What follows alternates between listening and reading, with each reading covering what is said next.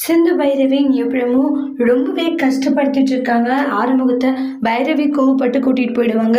உடனே வந்து அவ்வளோ நேரம் அவ்வளோ விஷயங்களை பேசுறேன், என்னை வேலை வச்சு கஷ்டப்படுத்தினாங்க, ஆனா அப்போ கூட ஒரு வார்த்தை சொல்லி எனக்காக ஆதரவா பேசணும்னு உனக்கு தோணவே இல்லைல்ல பைரவின்றாங்க.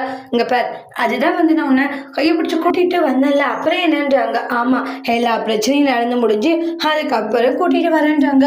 சூப்பர் பைரவி, கிளாப் பண்ணலாமா அப்படின்றாங்க. என்ன திமிரா?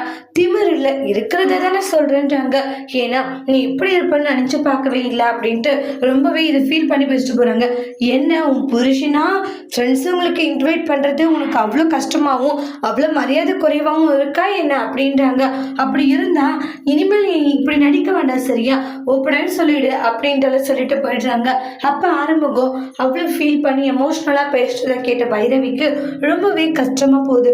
இவன் மனசுல இந்த அளவுக்கு ஒரு கஷ்டம் இருக்கா, ஆனா அதை நம்ம புரிஞ்சுக்காம மேலும் மேலும் இவனை காயப்படுத்திட்டோமே அப்படின்ட்டு ரொம்பவே எமோஷ்னலா ஃபீல் பண்ணிட்டு இருக்காங்க பைரவி.